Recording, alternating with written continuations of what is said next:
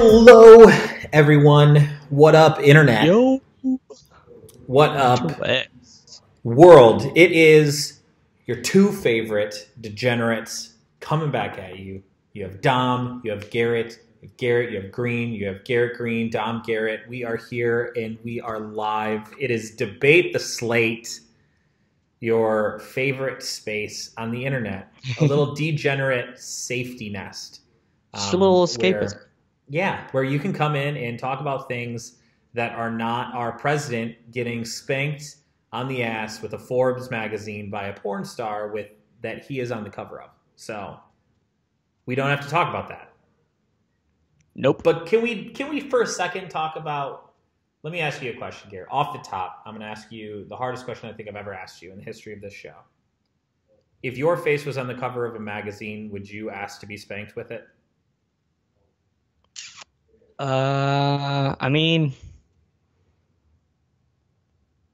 how many magazines are going to be on in your life? I mean, so is it that or another magazine? And so am I getting spanked regardless? That's the real question.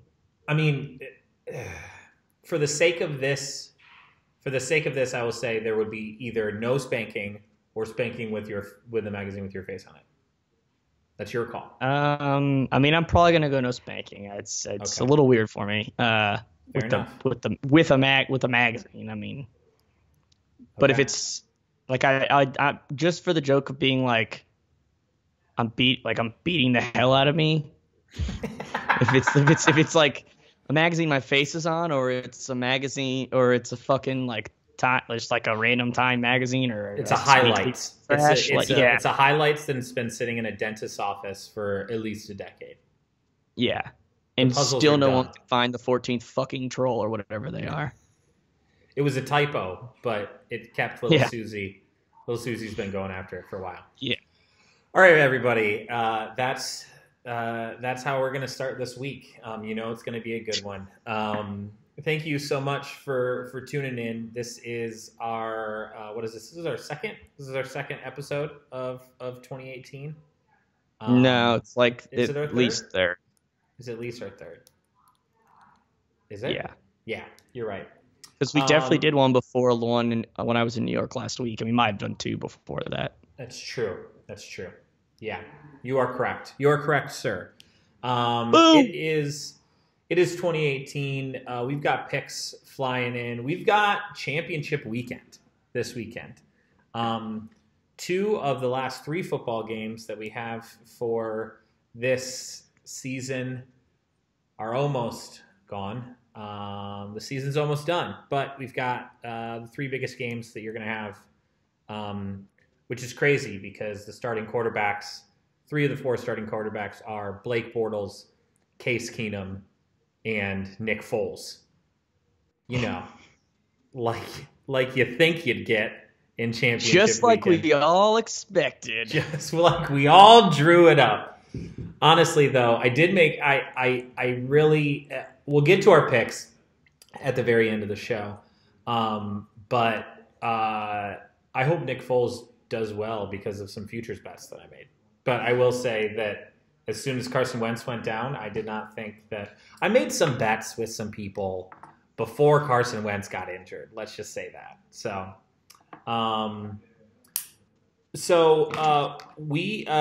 Garrett, do you remember how you did this past week? I know how I did.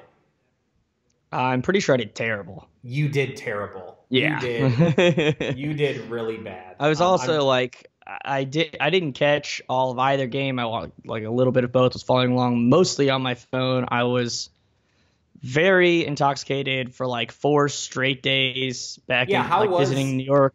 How was NYC City? I mean, dude, it was awesome. It was a blast. But like, if you can't tell, my voice is not quite fully healed. So you had no plans. How did you go from no plans to highly intoxicated?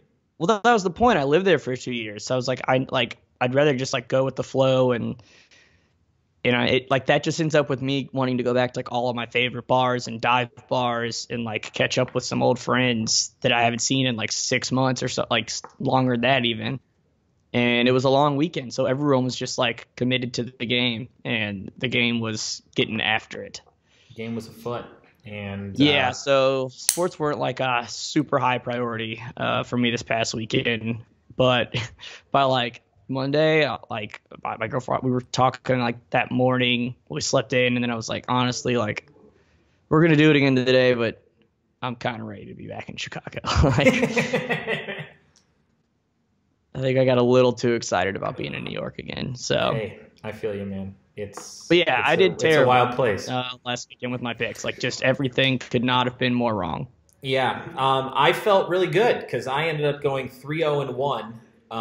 If they would have actually kicked the extra point in Minnesota, I would have ended up doing well there. But the Eagles snuffed out the Falcons. Felt really good about that. Felt really good about picking the Jags. I felt better when they were up like 28-7, but that's how that game goes sometimes. But I tell you what, the thing that I felt really just the best about had to have been the absolute domination of my Patriots over the Tennessee Titans.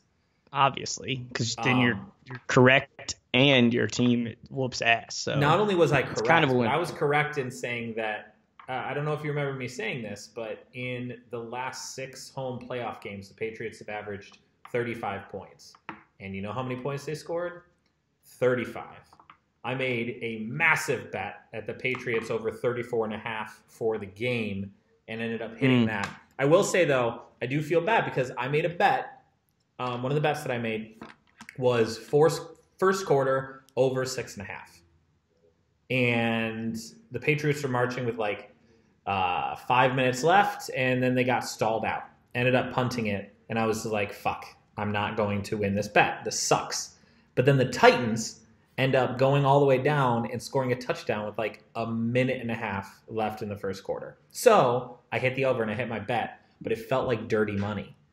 And I'm like in this Patriots bar, and like there's like 250 people there, and everybody was like all upset. People were like already starting to throw out the "what are you doing, you fucking idiot" type of shit. And fucking Patricia, he lost it, kid. He lost it. But they ended up pulling out that game, scoring 35 straight points. Hell of a hit of the over in that game, though. It was a touchdown, like 50 some odd seconds left by the Titans. That is some shit. Fucking Titans. But yeah, it was a good weekend of football. A weekend of football that I don't think everybody thought was going to shake out the way that it did. But it did shake out that way. We got what happens when the Jaguars win. It just isn't.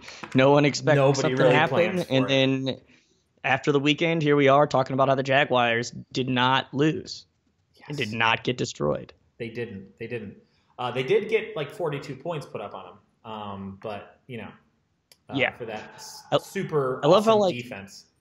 I love how like every year it's like, Steelers were the best match for the Pats, but still weren't good enough. And then it's like Roethlisberger calls into some shitty morning show in Pittsburgh, and he's like, "These guys thinking about retiring," and then everyone's like, "Oh my God, what are we gonna do?" Gets fucking owned by the Jacksonville Jaguars, and he's like, "Coming back next year, younger, better than ever, all over it." God fucking damn it, dude. That guy sucks. Just as like a personality and a human, like. I did not know that you had such a hatred in your whole. I don't think I did either. Honestly, I started talking about him and I just escalated. I mean, I've never felt that strongly about him one way or the other. I leaned towards him just being shitty, but I'm just tired of his shit. He blocks everyone on Twitter that's in the media, and then he pulls this shit where he talks about retiring it every fucking year with no intent of actually doing it. I think it's full of shit. All right. And he looked better? I do. All right, good. Don't talk about his looks. You don't have to go there. We all know that we hate Ben Roethlisberger. I think we all actively hate Ben Roethlisberger. It's okay. It's right. I feel you. But before, we're not going to get into our picks. We actually have an interview for you guys this week. Make sure that you do stay tuned because we've got Paige Dimakos from FanRag Sports.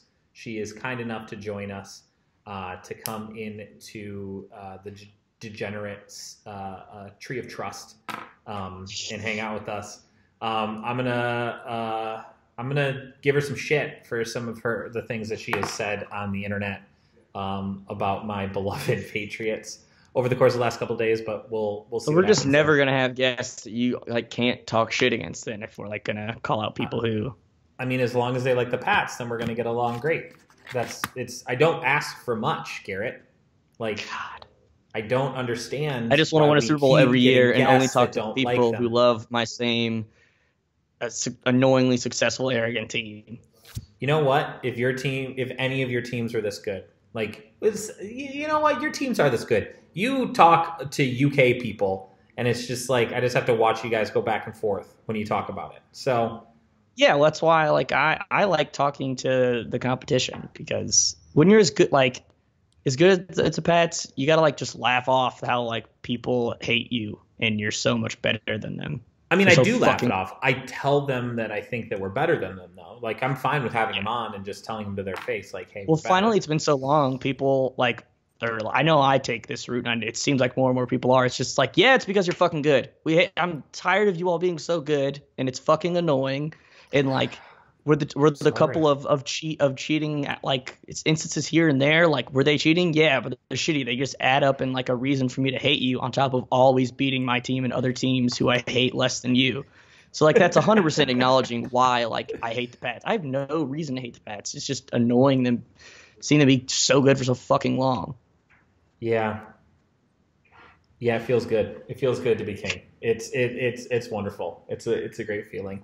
But speaking of king, there's something I want to talk about before we get to our interview with Paige, is the fact that we just found out who the captains are and who the starters are for the All-Star game for the NBA. In the single most complicated game style change. We were talking about it before we started the broadcast, and I'm only more confused, to be honest, because now there's just way too many people picking the teams, and there's no organization of how they're split at all. I thought it was going to be just what the NHL used to do, a player from every team had to go, yada yada, and then it was I think fans voted for captains, and they did the fantasy draft. They did that some, and it was awesome because the draft was on TV, and players would for fact get very drunk at it because they were sitting at dining tables all night, dressed up, waiting, while their friends gave them shit not picking them. and that's the thing that I'm really upset about with this entire format that they're doing, is that they're not showing the actual draft. No. It's such bullshit. I want to see the look on Russ's face every single time KD passes on him. I want LeBron to have the first pick, not pick Kyrie, and just see what his face is. I want that last person picked. Because they're all NBA players. What are you going to go do? Cry on your pile of money if you're upset that you got picked last in the All-Star game. I think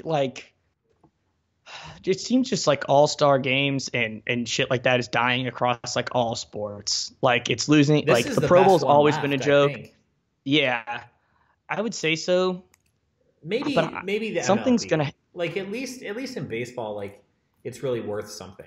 This one, they're yes, I like that. That was a good money. move by them. Yeah.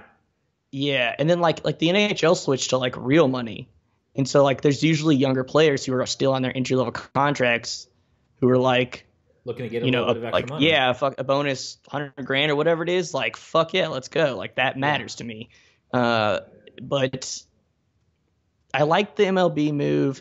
I don't know. Honestly, I would like to see, and I imagine some point down the road, whether it's kind of an international versus U.S. matchup for the NBA. Maybe what I would love to see is reigning champs versus remaining teams all stars. So it'd be Golden State versus everyone else's all stars. I mean, Golden State would obviously win that game.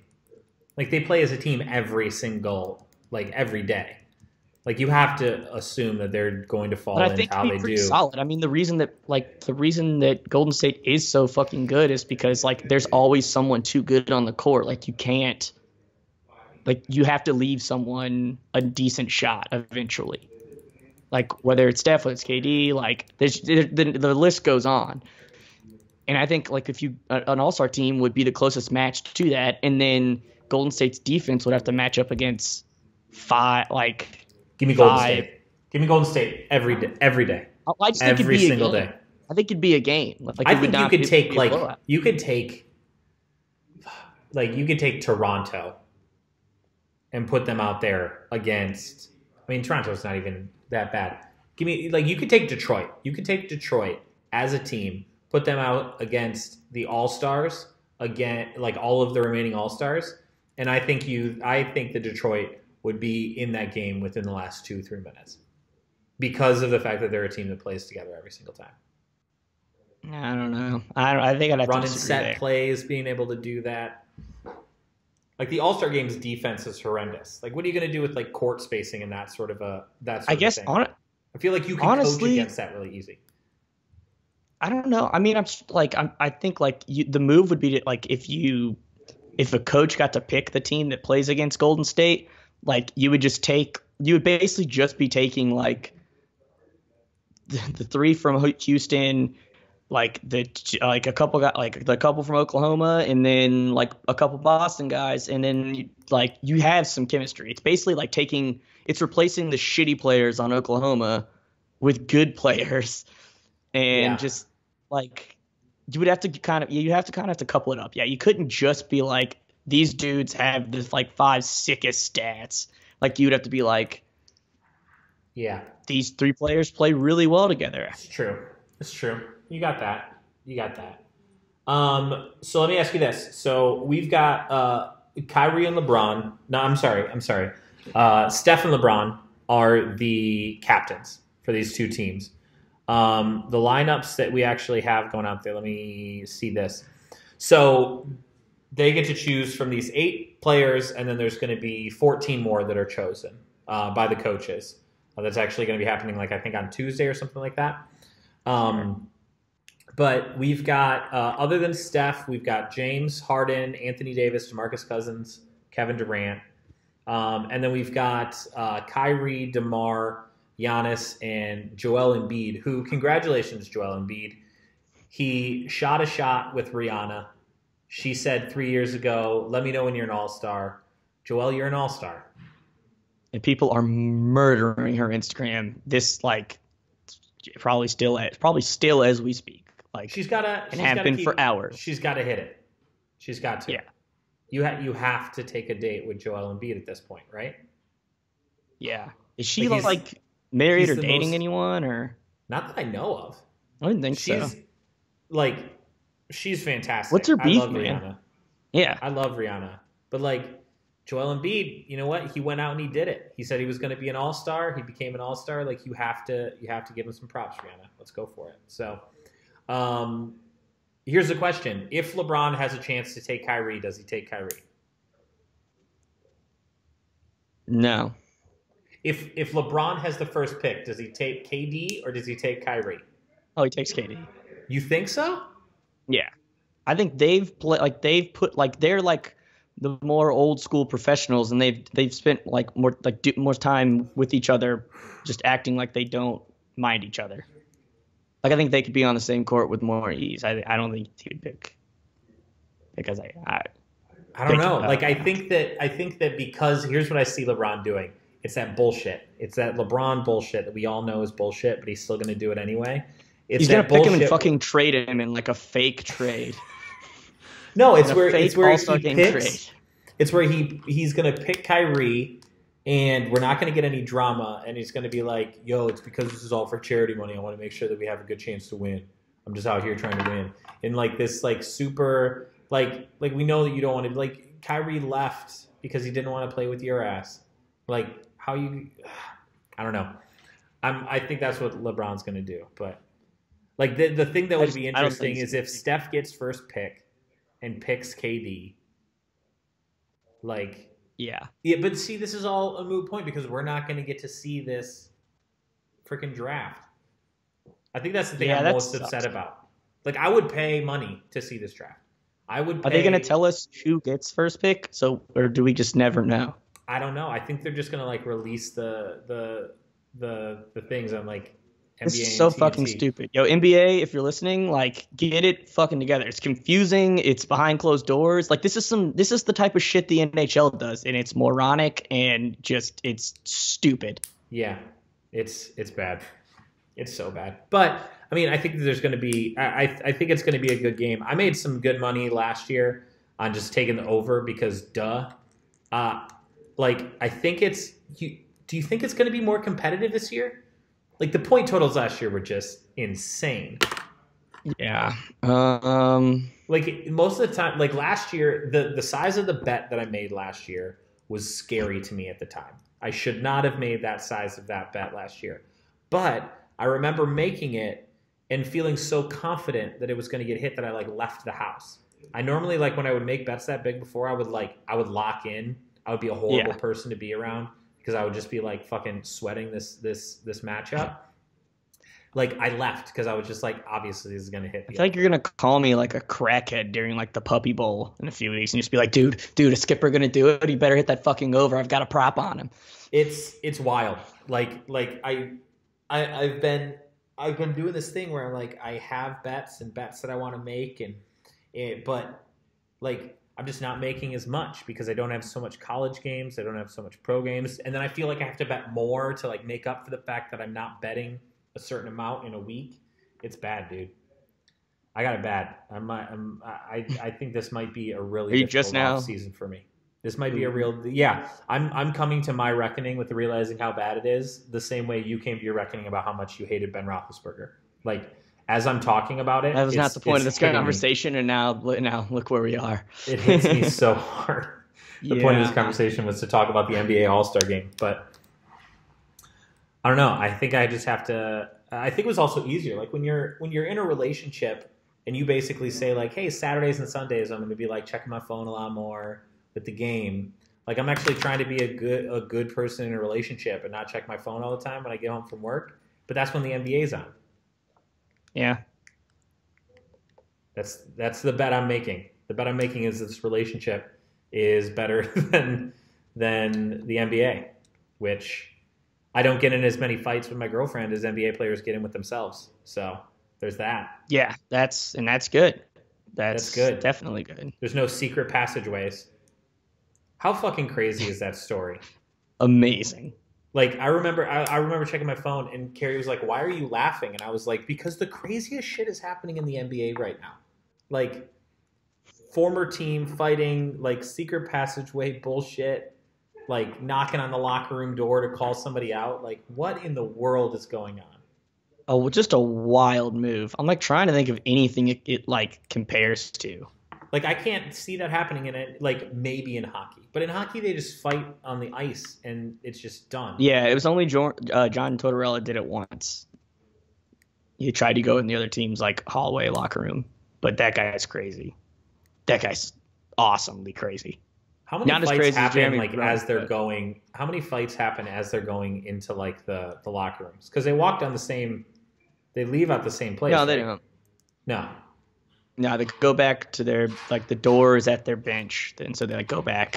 Okay, yeah, that makes sense. So no, because usually fights are like you either did something to that person or that like a teammate, and like you are getting revenge for that, or it's just like you decided you were gonna fight at a face-off. Like usually by the end, like it's only like fights that would happen at the very end like that are actually like the ones where they fucking hate people and like are emotional. It's really like straight up business most of the times that people fight in the NHL. Yeah, for sure. But talking about crazy people in the NHL, Roenick going all in on Kid Rock and calling people like that is not the side of history you want to be on, bruh. Like I'm from Michigan and I realize how much of a crackpot Kid Rock is. Yeah, how much of like a puppet do you want to be? Like they could have hired someone that like just like all politics aside, like they like is just shitty at music. Like Kid Rock's fucking trash. I like what you said. I like what you said about they should have just gotten Hall of Notes and saved like $4,000 or some shit like that. It was like 50 grand. Those were like rough estimate numbers. Obviously, you got to negotiate. Honestly, they could have gotten Kid Rock for like super cheap because he is a hockey fan. Like he had been off tour for a while because some of his comments were making a little too much noise, but he's about to launch a big tour. So it's actually like a decent opportunity for him. But that guy fucking sucks. It's like a human, as a musician, just it's the worst. Like everything.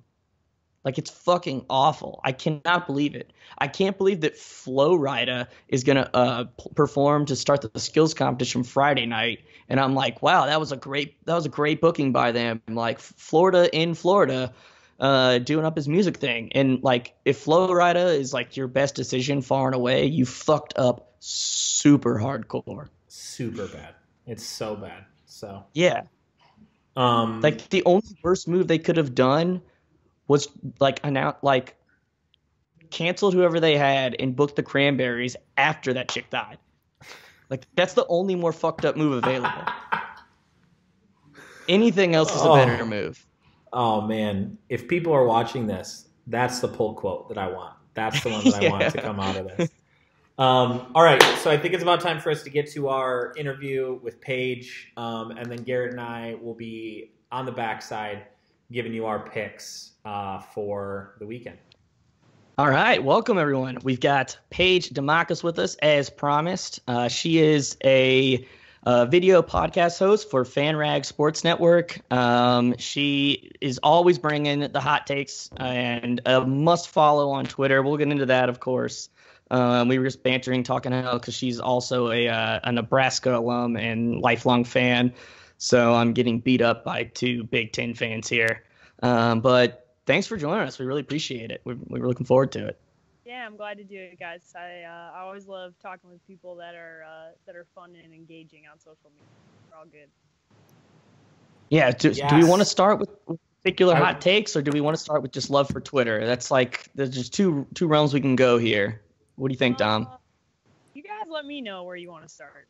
I would love to start. I would love to start with Twitter because I feel like a lot of the people that Garrett and I have had on here, whether it's Charlotte Wilder or Adam Amin, big people that are very active on Twitter, especially on sports Twitter. But it also can be like the worst place in the world is being on there. So like, as somebody who, does the video podcast and you obviously talk a lot on Twitter, like what about like Twitter, especially like sports Twitter, do you love, and what is just absolute trash? So I love Twitter because it's like the best sports bar you could ever be in during games. I think that's the best analogy I've ever heard is like, it's like being in a sports bar with like all of your favorite friends and you're able to talk about the game that you're watching. And in this case, it's a lot more people because you could never fit as many people as you talk to under in one bar. So I think that's the best analogy. That's the best part of it. I think Twitter was like made for sports because it is instantaneous reaction to everything that we're watching, and the GIFs and the memes and the videos and the reactions and the players and the pettiness and all that stuff. Like all that stuff is great. The bad part is that I wish that you had to take some test before you were able to have a Twitter account so that you couldn't say stupid or mean things. Because listen, at the end of the day, like I will give crap to people from St. Louis and Green Bay, and I'll talk smack to SEC fans or other Big Ten schools or whatever. But it should all be in good fun, knowing that like at the end of the day, we're all just fans of sports, and sports is silly at the end of the day. Like it's just a game and it's fun, and we shouldn't get so angry that you're calling people names or saying you're gonna kill their parents or other weird things that people say. Like probably just chill out a little bit because you would never say those things to somebody in real life. Have you gotten a parental death threat? I've gotten some really so that sounded pretty kind of specific.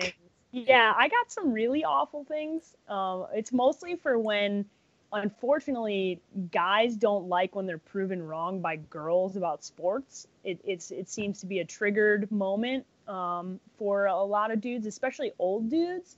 who like have like 30 followers on Twitter and have tweeted maybe 7 total times, and they're all like, at Rachel Nichols, you suck. At the sports page, you're the worst. At like every tweet is like at a girl in sports, and you can tell like the common theme there. And so I've gotten some interesting things. I would say that's I'll keep it the nice version, but yeah. I think the worst thing that I ever got was just like something about I hope you get raped or something like that. And I was like, Jesus. Stuff like that. Like, why would you, just because like I called Cam Newton a baby when he acted like a baby after the Super Bowl and was like flailing around on the sideline. And I'm like, and the thing was I had supported him all year long. So I was like, listen, like if you want to dance and take pictures during the game and do all that stuff, like I'm all for it. I'm like, go for it. But you also, when you lose, then you have to be able to lose with integrity and be able to go up there and be respectful, because you can't like the attention when it's good, but then not want the attention when it's bad. And I got called a racist because of that. I mean, it was like, I was like, this is ridiculous. Like, I just called him immature, and he is immature. Like, that's not, I don't feel any bit not confident about saying that. Cam's a very immature guy. Jesus. Yeah, that's I just agree. fair. I mean, that's the worst. I just hate when stuff like that happens. I wish that there was a way to filter those out. Like if this is, I love that analogy. If it's the best sports bar, like I wish that there was like a better bouncer that could just be like, hey buddy, get the fuck out of here because you're being the worst. Yeah, your time's out. You're done. You're out of here. That's why it's nice, because Twitter has started to, I think because they got so much backlash about the negativity, that they've started to put some filters. So like, I won't see a lot of what people send my way anymore, like unless it's like nice or positive, or like doesn't, like if it has swear words in it, like Twitter blocks it out. Like I can't even see those mentions. Like I have to go show more tweets to like even see what they're saying. So if I don't block people unless you're like overtly awful. Like unless you tell me like that I'm like that you want me to get raped, like okay, you're out of here, like bye, see you later. That's insanity. But like that stuff is crazy. But for the most part, I'd say like 95% of it is so fun. Like 95% of it is good interaction, and maybe it's because I have a good crop of people that I talk to, but for the most part, I really enjoy it, and I find that I just ignore the bullshit because it's just dumb and it doesn't mean anything, and they would never say that to my face ever. Yeah, it's like, like all the moronic douchebags in like the sports bar would gather in one corner. You'd be like, all right, well, like I'm gonna definitely not go hang out in that corner of the bar. It's fucking awful. never the intensity that like of your worst examples, but there are some, like I want to see some like assholes come through, because it also makes it fun on Twitter as well. Like we also like, it would blow if it was just like a love fest of just like only everyone being like, that's a great take, I totally agree. Sure. Like just that times a million would be awful. Like, so you want to be able to go to the bar and overhear like a guy being like, 8 Jaeger bombs and I'm gonna punch that dude's mom in the face tomorrow. So you're like, you know what? It's time to make fun of this human for being fucking useless. Just the occasional one. Oh, trust me. I'm sure you've seen, or if you haven't, I occasionally will dabble in with the trolls just when I know like it's when it's exceptionally awful. I tend to like go after those guys, because I'm like, I know 9 out of 10 times when I do, they back down, and then they think that they're just like talking to somebody that's not going to say anything back. And then when you do, they back out real quickly. It's like, well, I didn't mean it that way. And it's like, okay, well, which way did you mean it? Because I'm waiting to hear. It was never a good way. Yeah, I'm waiting to hear what good way you meant it. Well, here's what I will say, because there is something I want to talk to you about very specifically, and I will apologize. I will apologize for any Boston sports fans that said anything that were on the extremes. But I will tell you, and I will just ask you the question to your face: do you really fucking think that the Jaguars are going to be able to beat the Patriots on Sunday? Like, for real? Do you like really? Yes, I definitely. Oral service, bitch. Let's go. Man. Because I saw it and I was just like, the first topic of conversation will be horrible people in comments. But the second topic of conversation is going to be, I very much disagree with your take. Listen, Team Jags gets Paige. You can have fucking Colin Cowherd, dude. Game over. Me and Colin Cowherd will take on you too. Let's go. Here's the thing. Everybody said the same shit last week. They got no shot. It's Heinz Field. It's Big Ben in the playoffs. It's the offense. It's the number one offense the whole year long. Blah blah blah. I heard the same shenanigans last week. Yes. Do I believe that the Patriots have a better shot? For sure. Now Tom's injured. Brady didn't practice today. I don't know what scrubbed up bumped into him during practice, but that guy's probably shipped to India by now. Okay, so I don't know what's happening with the team. Bill Belichick's letting it go to shit, but when you're knocking around Tom before a playoff game, I mean, heads will roll. So you got Tom's not practicing today. Said the injury's a little bit worse than they initially thought. There's no structural bone damage, but the guy's 40. I mean, come on. If he got hit really hard in his hand and his throwing hand is messed up, that's obviously going to impact him. And the only way you beat Brady, like I said in that video that you're talking about, is you have to hit him and you have to hit him early. And if you knock Brady around early and you get enough pressure to him, which you've seen in prior games where they've lost, that's how they can do it. And Jacksonville has the defense to do it. The issue is Blake Bortles going to make mistakes? If he makes mistakes, they will lose the game. If he plays mistake-free football, he doesn't even have to play well. He just doesn't have to play bad. That's all he has. It's like I used to describe Jay Cutler. He just doesn't need to Cutler himself. Like, he doesn't need to throw 5 picks. If he doesn't throw 5 picks, then they're probably going to win the game. Now, if it was in Jacksonville, I'd feel even more confident, but I think I really, really had a good feeling about Jacksonville last week, and I have the same feeling this week, and now even more so with Tom Brady's injury. I'm so here for the Jags winning the Super Bowl, and then we forever talking about how Blake Bortles winning the Super Bowl is an asterisk because he had to play so many backup quarterbacks.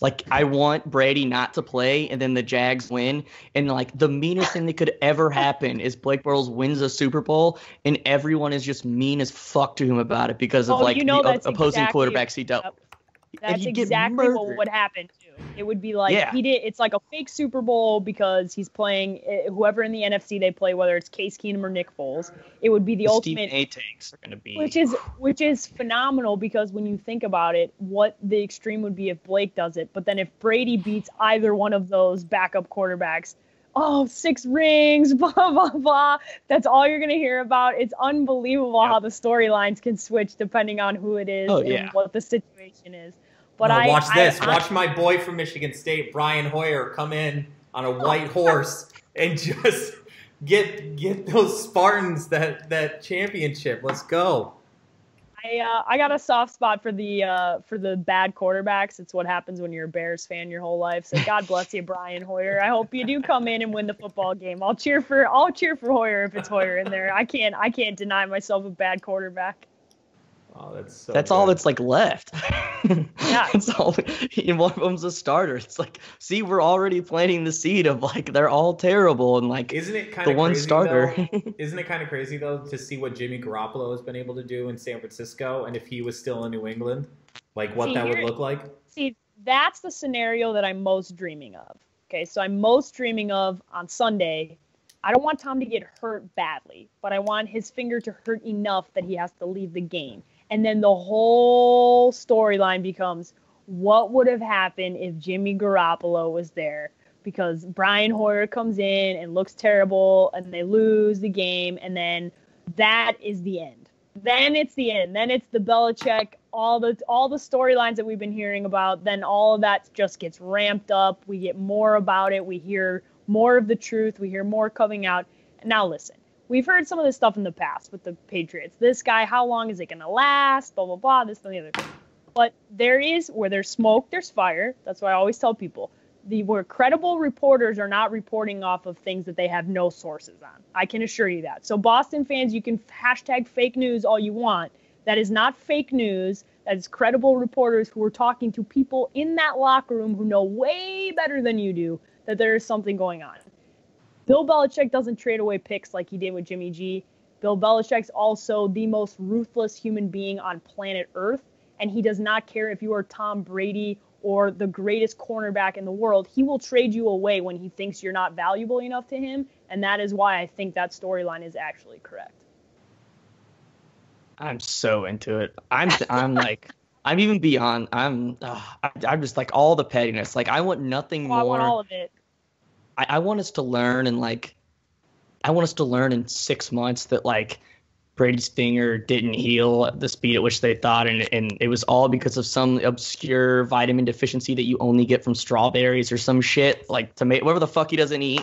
Like I want is irony from that. It's some vegan protein bar that he's been eating that doesn't let his bones grow in the correct way, and it's like the TB12 diet ended up kicking his ass later That's what, on. yeah. I'm ready for that 30 for 30 in like 20 years. I see, like and I'm used to it. But like, here's the thing, Doc. I'll give you this, okay? If this was my squad, and I actually I think I'm one of the few people who's not a Boston fan who like admires. Like I admire Brady and Belichick because I like greatness. Like I like watching it and I enjoy it. And if I was a Patriots fan, I would be the most obnoxious fan on planet Earth. Like I would be atrocious on all levels. And so I get it. I understand why you are the way you are, but then I don't understand why Boston fans don't realize, like you get it. But like Boston fans tweeting at me are like, I don't get why you hate my team. And I'm like, I don't understand how you don't compute this. Like laugh to the bank, dude. Like nobody likes teams that kicks everybody's ass. Like I don't understand what don't you get about that? I don't think it's that hard to understand. Like I'm sorry, but I'm not like, yay Patriots, yay Boston. Like nobody likes you guys. Nobody. Yeah, nobody's just gonna root for nobody's gonna root for the Patriots just because they're like, hey, why not? I don't have a horse in this race. Like every single time somebody is going to be rooting against you. Every single time the team's going to get up their best to try to beat you, to say that they tried to beat you. It's like relatively in the NBA, like the Golden State Warriors, especially prior to acquiring KD, when they were still beating the shit out of everyone, are a very likable team program. Like there's, maybe Draymond you can maybe not like. Like but like people are starting to hate with the Patriots. But like people still hated on Golden State because they were so good. And like I get so mad when people like, Brady, Belichick, you gotta respect it, you love it. I fucking hate that Nick Saban piece of fuck, and I'm like, it's the same thing. Same thing. The same thing. Literally, but I can say that I hate Nick Saban because he left coaching my team before a bowl game and lied, and then took a contract down at LSU. So I can say those two things at the same time. I'm allowed to do that. You're allowed to do that, but the Brady stuff, I can respect it with hating it at the same time. Like I can respect how good they are. Like I can respect Kobe Bryant and still hate Kobe. Like I hate the Lakers and I hate Kobe, but I can still respect them. And the Golden State thing I think you brought up is so interesting because Golden State went from being the team that everybody liked because LeBron was like the villain, even so when he went back to Cleveland. In that first championship, like everybody was rooting for Steph because Steph looks unassuming. Like he looks like an average guy. LeBron, nobody looks like LeBron. Okay, LeBron is a specimen. I called him a monster the other day because he looks like a real life monster. He's built like a fucking He's monster. A huge human being, and when you see him in real life, it's even more so. Like, oh my God, look at that guy. And Steph is one of those guys who, like, you look at him and you're like, I could kind of be like that guy. Like I could shoot threes and be skinny and scrawny like Steph is, And so I think people kind of like associated themselves with that team and were like, oh yeah, I like Steph. I like this team. And it became the villain against LeBron like usual. And then they won 73 games, and all of a sudden, Draymond became a little more annoying, and people started hating Draymond, and they started winning all these games, and Steph started getting cocky and turning around when he's shooting threes, and like they went from like the most likable team to the most hated team, and then the snake KD goes there, and now everybody hates him. Oh yeah, it was like favorite. The last. Like, even people who are like, I don't hate Golden State, but, like, under their breath, like, low-key, fuck those guys. I'm tired of seeing them win all the time. They were like, KD went there? Fuck those guys! Just, sure. Boom. That's why I wish the Bulls, like, I wasn't old enough to, like, truly enjoy the Bulls in the 90s. Like, if the Bulls were now, if that was MJ's Bulls now, and they won 6 championships. Like, imagine the hype. The Golden State Warriors have won 2 championships. They've only won 2 championships, and the hype is so unbelievable around them. Imagine if Michael was playing now and it was 1998 and they were going for their 6th title. Like, just unfreaking believable the hype that would be around now with Twitter and social media and the coverage and everything. I can't even imagine it. That would be insane. Yeah. I can't even. Yeah, like. Yeah, that would just be. That's unfathomable. That type of domination. That's why he's the GOAT, and I'll go to my grave. Nobody will ever be better than MJ. I'll fight anybody, including Nick Wright. How do you feel? I mean, do you see like a light at the end of the tunnel for the Bulls right now? No, absolutely not. Yeah, not until Garpax are fired, because it's like Steve Kerr said that he thought that the guys were starting to get together with Hoiberg's system. They were starting to mesh. I'm a real life emoji with no emotion. That's what I feel when I hear those comments. I'm like, that's nice, Steve. I know that you have love for the Bulls and you're being nice, but the Bulls are trash and they need a lot of help.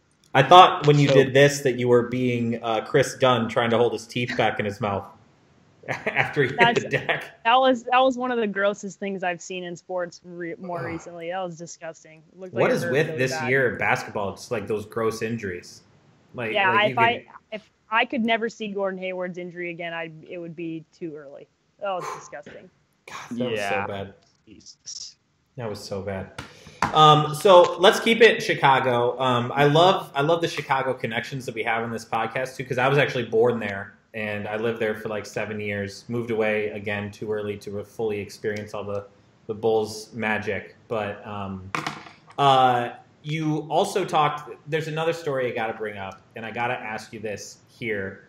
Danica Patrick going full on turncoat, saying that she's definitely going to root for the Packers. I love the hate that is directed towards Danica, not towards just being a person. You know what, girl, go out, find somebody you love. But changing teams, that's rough.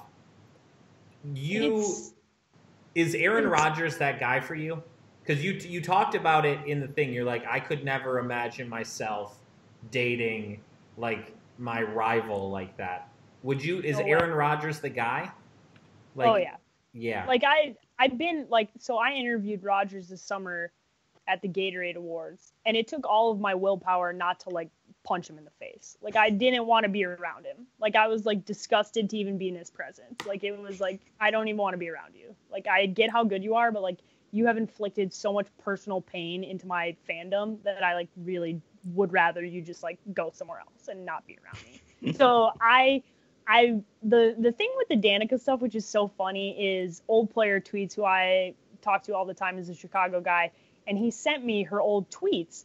And I saw her old tweets, and he was like, yo, look at Danica's old tweets. And I was like, oh, yeah, I'm going in on this. There's 100%. There's no way I'm not going to, especially her one about, sorry, state of Wisconsin, I could never root against my Bears or whatever. And I was like, oh, my God, girl, this is perfect. So that's why I did the video. And I got tons of responses, so many, people that have, married fans from, other opposing fans, and then other people who are, telling me stories about how, they had the worst date ever with a girl that went to University of Florida and they were an FSU grad or whatever. It was just funny to see people's responses. But for the most part, it was obviously just how wishy-washy she was. I'm like, yo, Danica, if you're a real Bears fan, you would be like, you know what, Aaron, I hope you play well, but that's my squad, And she was like, obviously I need to 14-2 every year. Yeah, and exactly. The 2 games you lose are to the Bears. To the Bears. Exactly right. I hope you do really well and you lose both games to the Bears. That would be fair. But she's fair weather right back to the start. So I was like, yeah, sorry, Danica. You're not, you're going to be in the line of fire today. And good luck, rest in peace, her mentions, because a lot of people that are Bears fans are tweeting at her. So do I feel sorry about it? No, not at all. I was a huge fan of the video. Anyone that hasn't seen it needs to go to your Twitter and watch it right now. Oh, I couldn't. That's a whole nother level. maybe she's just like really looking to be with someone and like had a real connection with Aaron Rodgers whenever they had met or something. But like my girlfriend like used actively hates University of Kentucky, especially John Calipari, like above anything else, and was a U of L fan. And like luckily U of L just like destroyed themselves, shit on their leg, and just embarrassed everything about their pretty much all their sports programs, especially basketball. But then they hired the guy that pulled his kids out of school and left at 11 p.m. at night to go coach the Falcons and then get fired and get caught cheating on his wife and then hired him again. Like, they just destroyed themselves, which was great. So it's nice that she's not really, like, an active U of L fan now. But like, we can get by, like, hate my school. It's fine. I'm going to hate them sometimes, too. But, like, it's not like she's, like, personally she's not the fucking quarterback fame. for Louisville. No, yeah, like I play for UK. No, that was my point today was, like, listen, it's one thing to be a fan of a team. It's another thing to be the person that has inflicted the pain to you. Like, and not, like, once or, like, an offensive lineman who, like, is traveled around the league. No, the quarterback who like literally has been insufferable since the time he's been there and is most famous for doing a discount double check at your stadium in an NFC championship game. Like, I'm sorry, but no, Danica, you don't get a pass. I don't care who he is. You can go date any other football player. Just don't date Aaron Rodgers. She's actually going to come out of retirement and then drive the Allstate car. And this was all just a marketing play. Oh God, that would be awful. That would be insane. What is with Aaron Rodgers and like his girlfriend's causing controversy? Because like there was the whole thing with Olivia Munn too, and like all of that. Just like she didn't cause as much controversy, but it was like, is this the rift between the family? Is she why he's not playing well? All this kind of stuff. Like he can't just find somebody that just like is sort of chill. Yeah, he's a diva. If you, I've been around him now a couple of times, and just like his reputation precedes him. Like he's very smug. Like the way you think he is the way he is in real life. He's very smug in real life, and he's very much Cal. Like he very much represents exactly where he went to school, and is a representative of that, and just happens to be in the most like blue collar working town in the country in Green Bay, and just is not representative of that region at all whatsoever. And, you know, but they love him and they don't care. And he is literally the polar opposite of Brett Favre. Like, as far as personality, like and he loves being that. Yes. Oh, he loves. Yeah. He wants to be, you know, he has to get that second Super Bowl so he can cement himself because he wants to be better than Brett Favre. And I've argued with Packer fans and I've been like, listen, Rex Grossman and Aaron Rodgers have played in the same amount of Super Bowls. So I don't want to hear about him being the greatest of all time. Fuck no. But I think I've got it figured out. I think he, being a guy from California, was in love with Cutler's wife, Kristen Lay. Cavallari. Close enough.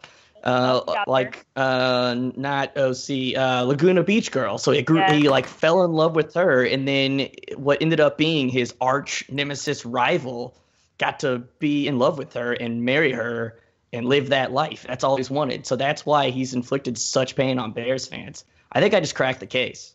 I think you're onto something. Jay Cutler is the frat boy that everybody wants to be. Doesn't give a shit about anybody or anything. Nope. No. Just taking full backside nude pictures, letting the wife post it on IG. Don't care. Zero just hawking the ball around in Miami.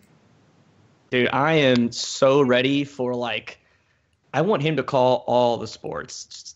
I don't even want him to call football so bad. I want him to call golf. I just want him to be like 5-foot putt. 33 and a half seconds later. Oh yeah, it went in, by the way. Sorry, we cut to Tiger on 7T, but and the sound of him dragging on a cigarette, just the it's a good one. God bless. The sound of like him like texting. Glad he's not my quarterback anymore. That's all I have to say. Speaking of guys in the booth, before we get to your picks, I do want to know what's your take on a former guest on this podcast. He was sitting in your seat, Mr. Coach John Gruden, Chucky. What are your thoughts on him in Oakland? How do you think that's going to go? I think it'll go well. I've always been a big fan of Gruden, and I think he's going to do a great job. I do think his legend is a little bit more than what he is, but that kind of is what happens with time with anybody who has success. I think the most interesting part about it was people freaking out about how much he's getting paid, as if somebody offered you $100 million, you were going to say, no, I don't deserve that. Let me just take $50 million. Like, that is the weirdest thing that people freak out about. Like, I never understand why people care what athletes or coaches get paid, because it's not your money and you would never say no to a contract. So I've just never understood that one. But as far as like football wise, I think Gruden's one of the best, and it'll be just really good for the game to have him back in the NFL. And I think it's really good for one of the biggest brands in sports in the Oakland Raiders to have a guy like Gruden coaching them, especially as they transition from the Oakland Raiders to the Vegas Raiders. For sure. I'm interested to see, because Marshawn's on another year contract, right? He signed a 2-year deal, right? I was making sure. The personality balances, conflicts, friendship. I don't know. I could see them loving or hating each other, just like coexisting. I don't see so much. But like, I think we maybe have something in a similar mood of Snoop Dogg and Martha Stewart starting a cooking show. Just like a future down the road, 2 old guys with Marshawn and Gruden being in some type of football coaching show is my dream. I think they're going to be buds. Just like awkward, goofy white dude, and just like the greatest human on the face of the planet, just like bashing Skittles, Marshawn, together. I'm with you. I think it could go either way, though. I think it could be either love each other or hate each other. I don't think there's going to be any lukewarm. But I do see, like, Gruden's got a little swagger to him that I think Marshawn Lynch is going to really appreciate. And he's never really played for a guy like Gruden. Like, Pete Carroll's real hoity-toity. Like, not like Gruden at all. Not like grimy like Gruden is. Like, Pete Carroll is very much representative of the Seattle region. Like, he definitely fits Seattle, and he definitely fits USC. Like, he fits those markets and those molds. Great coach, but just not like a Marshawn kind of guy. And I do think that Gruden kind of has that little grime to him that I think Marshawn will actually like gravitate towards. Yeah, I'm so excited to see that. Yeah, me too. All right, before we get to picks, I want to ask one more. It's going back to the Chicago question. So, are you like a hardcore Blackhawks fan? Oh yeah, huge Hawks fan. Oh fuck, that's disgusting. I What if that was your only question? I just ended it there. I moved here like 8 months ago, and I live on Blackhawk Street. It's so embarrassing, and just like it brings the irony every time I have to tell someone that knows I'm such a massive Predators fan my address. Fucking Blackhawk Street. It's like a slap in the face. Yeah, I'm sorry. I regularly tweet gifs of Jonathan Toews racing the cup just to remind people. You know, that's where you, as a Patriots fan, Dom, where you and I can agree, because the Blackhawks won 3 cups in 5 years, like in over a 7-year period, and they got to that point where everyone was talking about a dynasty. And, you know, they went pretty much, it was every other year. They won in 2010, 2013, and 2015, and it was them and the LA Kings, and like nobody else was winning cups. And they were so good that now, if you talk to anybody in the NHL, like everybody hates the Blackhawks. Like there are no teams that are like apathetic towards them. It's like, oh, that team, hate everybody on that team. Like, as much as NHL is definitely the 4th major sport, like Blackhawks hatred is all-time high because winning brings out. Yeah, winning brings out the haters. When you win, people hate you. And some wasn't. I love it. I love it. Some wasn't even their fault. They're in every fucking NBC major network game. They're on like 50% of the NBC Sports Network games. They're in every goddamn outdoor game. I want to just like break everything in sight every fucking year when they get announced for one. That's my all-time favorite thing to rile up NHL fans about, because people get all worked up, and I'm like, here's the thing about sports, people. Ratings equals money. So you have to put them in. The Chicago market dominates the NHL ratings. So unless you're going to hype up all your friends in your small-ass market who don't watch as much TV to watch your team play, that's not going to happen. So cry about it, get over it, commiserate together, host a voodoo doll session with Jonathan Toews' body. I don't really care what you do to get over it. But at the end of the day, money talks, and the Blackhawks brand as a total brings a lot of money to the NHL. Oh yeah, it's like a rare thing the NHL has done well. It's like getting a market this big, a team of this influence that's good for this long, and just like milking every fucking cent out of it. All of like it. this is a classic thing that we would look back on and be like, but they usually ruin. They usually ruin it. They're the worst. They're so awful at running their own league, but it's because the Blackhawks were so bad for so long. It's another thing that makes me hate that adds to my hate is the amount of Blackhawk fans that you'll be able to, the garage sale jerseys and the Goodwill racks will be a flush in sooner rather than later, but like definitely in like 5 or 6 years, like they are not looking great. Oh yeah, that's NHL fans in general, and NHL is normally like the fringe sport for most people, so they hop on when things are good and they hop off. I just was a figure skater my whole life, and I grew up. My brother played hockey, so I love hockey. It's actually, to me, the best sport to watch live. Like I don't even think it's close. I liked you. I grew up playing hockey for 13 years as well growing up, and I knew I liked you. Great, good people. Best sport, the fucking best. And just like every week, that was Talking Hockey. This time, Garrett's not alone. This time it's with Paige and Garrett. So there you go. People. All right. So before we let you go, we already know one of your picks, but we are a degenerate betting podcast. So the line has moved. I imagine you're not changing, but we've got Jacksonville plus 7.5 against New England, and then Minnesota is actually the favorite by 3 points in Philly. Paige, would you like to go on the record and tell us who your picks are this weekend? Yeah, I definitely like the points for Jacksonville. Like even if they don't win the game, I think it's a really close game. It's just in a championship game in the playoffs with that good of a defense, I just giving them a touchdown is too many points. I think I think they'll cover that. They may not win the game, but I think it's a really close game. Minnesota's the tough one. On the road, 3 points is a lot. I feel like it's going to be like 24-23 final that they win that game. I do think that Minnesota's going to win the game.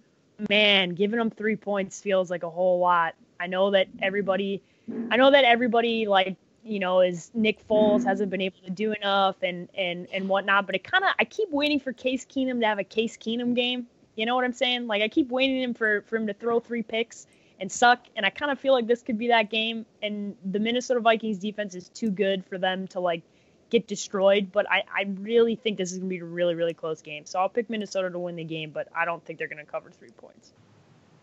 Yeah, we're doing our picks that like when we wrap with you, we'll do them, and then but that was I will say my reaction was that I was surprised the spread was that large either way for Minnesota Philly. I thought it was like a 1 point, maybe 1.5 point type of situation.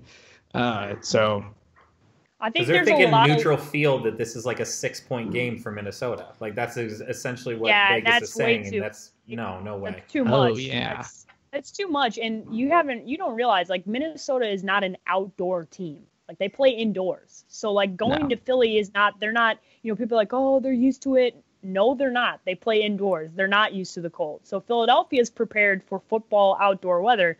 Minnesota, however, is not, especially this current offense that's been playing all season long in a dome.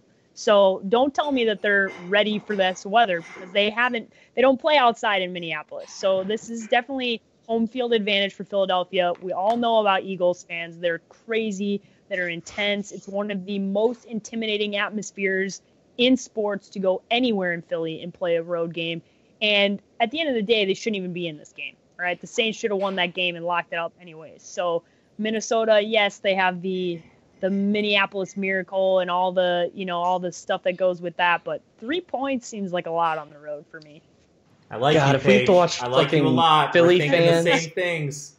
If we have to watch Boston fans and Philly fans talk their bullshit for like 2 weeks plus into the Super Bowl, I'm gonna fucking nosedive off my balcony, dude. I'm gonna be in Minneapolis for the Super Bowl, and if I have to deal with Patriots and Philly fans, I might rethink my decision to be there. Oh. Philly has never been more lovable though in that situation. I mean, they're still they're gonna be fucking insane and just brutal. The fans that threw batteries at Santa Claus are lovable. I want you to think about the sentence that just Yeah, came I out of your don't. mouth. I might be cheering for TB12 if they play the Eagles. You have that on record. Philadelphia actually has my sympathy now. That's how like much I respect them.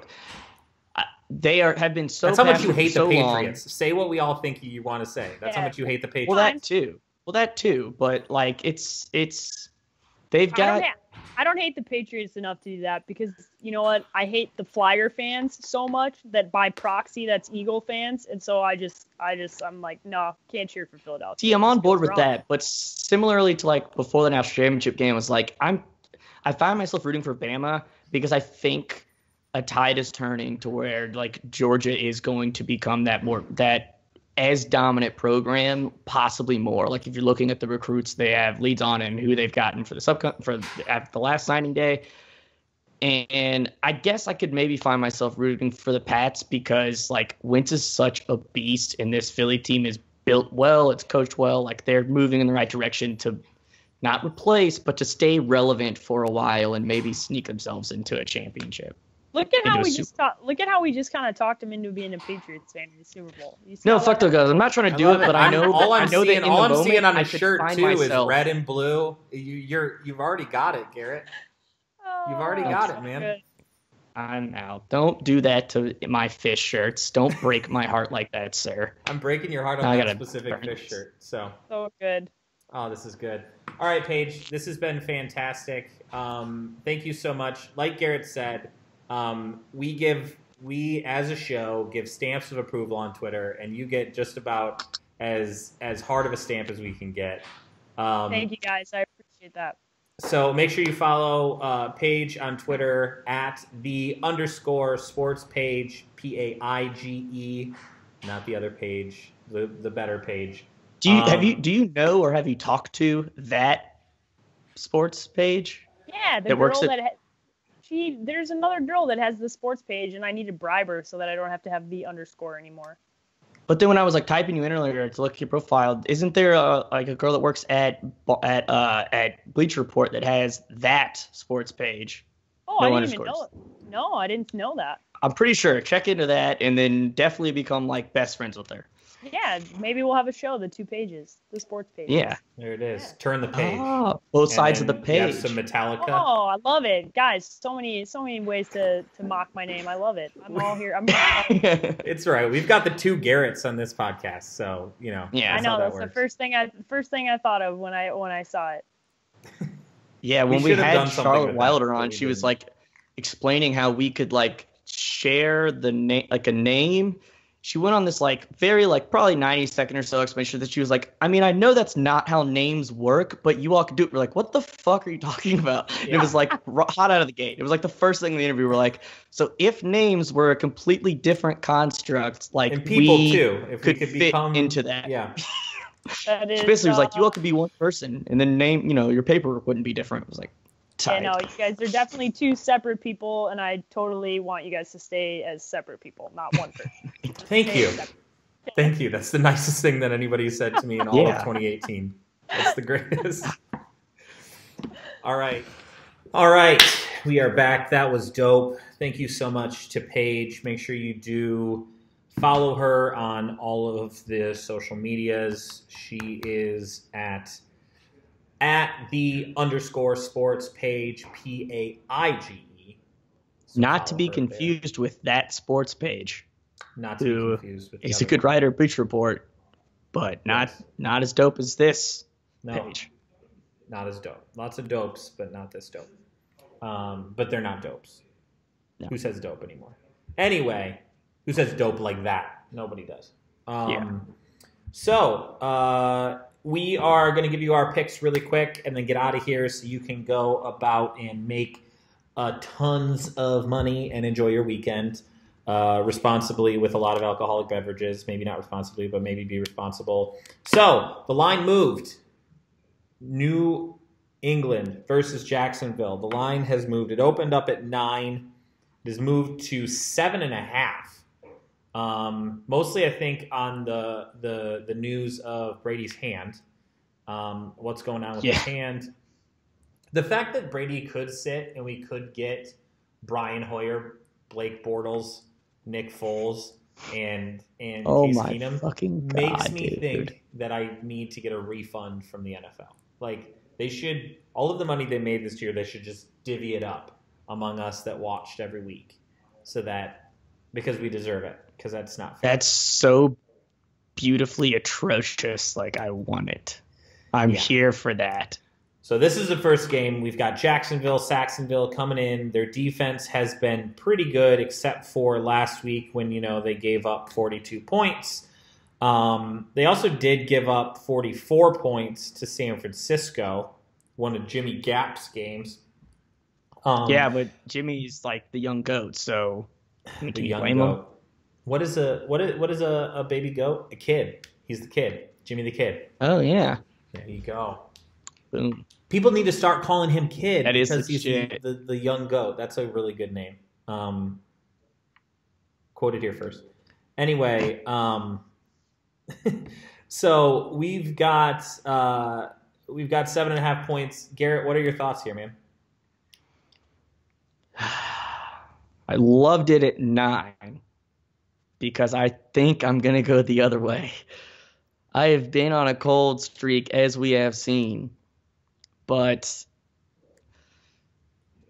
the Pats just whooped so many teams' asses later in the season, but I still think about how, for what they have, I was often underwhelmed. It just felt like they weren't quite challenged. I mean, I feel like, honestly, like Belichick won them some games. Like, he was just like, here you go. Like, you're actually not that better than the team on the other side of the field, but like, you just follow my directions and like you'll be fine, kid. So I wanted Jacksonville +9. This 7.5 is really tough. I feel like I should smack myself on the face and just say Pats -7.5, but I'm gonna slap myself in the face next week. I'm jagging off +7.5. Bortles is meant to be. I'm so good. You were so ice cold. You were so ice cold. It makes me so happy to be able to fade you on your pick and be able to pick my team. Obviously, I'm going Patriots -7.5. Again, same thing I said before. Patriots can put up points at home in the playoffs. I don't see a way that Gronkowski is guarded. I think that he's going to get a heavy dose. And I think that this is going to be a breakout game for Brandon Cooks. I don't think that Brandon Cooks has had a lot of solid action in the later half of that season. But I think that this is a time they get back on the same page together. So the way that you it scares me because Jacksonville has the team and the ability, especially with their front seven, to be able to get to Tom and to get to him quick. And if you can get to Tom and hit him early, it's going to make it very difficult for him to get the ball off. Because that's how you beat Tom Brady, basically. But I think that the Patriots are going to be able to stop that from happening. So give me the Patriots minus the 7.5 points. Also, Smart give move. Me the over. Give me the over of 46.5. I think this game's going to go over. All right, Minnesota, the Minnesota Miracle. The whiff on the tackle that happened on the sidelines against Philly. The Philly Foles, the Eagles are flying. It is Minnesota -3 at Philly. So Philly has this. The police around the stadium have basically all but said that the place is going to burn down, win or lose. What are your thoughts here, man? Who do you think is going to win this game? I will start with, speaking of overs, I love over 39 here. I think that's phenomenal. I love that. Dude, both of these teams are just so balanced and overperforming on offense far greater than any of us expected. I think I'm going to take Philly +3. I think Philly might win at home, but this is one that I think it's going to be so close, and I'm surprised it's not like 1.5 or 1, and so the fact it's a full field goal, I'm going to take those points. The home is the home advantage almost feels kind of canceled out because Minnesota's playing to play a Super Bowl in their own fucking house. And like that amount of motivation cannot be matched by anyone. Almost canceling out home field advantage. Almost, except for the fact that it's Philly in an NFC Championship game, and these people are hungry. I think that crowd is going to be fired up. I think that they got like. I think that Minnesota won that game because they were at home. If that game was in the Superdome, I don't think that Minnesota wins that game. So that being said, away from that, almost not winning in that game, like I see the Eagles winning. I see them winning. So I'm obviously taking the 3 points. I think it's going to be close. That Eagles defense at home is wild. Like they've good. 13 points. They've allowed. This is their average of allowing a team at home. They shut the Falcons out in the second half. A Falcons team that arguably, not necessarily like has more talent than this Minnesota team. Hasn't played like it this year, but definitely has more talent. So yeah, I mean, I just like the matchup. I know the Eagles' passing defense is slightly above average. It's not amazing, but I think that having that at home, Minnesota's going to look to run the ball some more. But Philly's run defense is very good, very underrated. Yeah, I don't know. I think it's going to be. I think that this defense is going to show up, and I think it's going to shut it down. And it's going to be cold in Philly, and they're outside. Yeah. And Minnesota is a cold weather team normally because they used to play outside. Actually, no, they've never really played outside. They play outside when they go on the road to Green Bay or Chicago, but they play inside. So I don't think that it's the way football was intended to be played. The way it was intended to be played. So there we go. We are different again. We do not have a single pick that is the same. I'm picking the Pats -7.5 and Philly +3. Garrett is picking we're both Philly. Oh, you said Philly. I thought you said Minnesota. No. Okay. Philly. So I thought it was going to be close, and I love getting a full field goal when I feel like it should be a point and a half, and it's the home team getting it. So fly, Eagles fly, and go Pats. So. That is all we've got for you guys. Thank you so much. Make sure you find us on Twitter at Dom Garrett, at Garrett Green. As always, give Bro Bible a like, a follow everywhere, and we will see you after this weekend. Yup.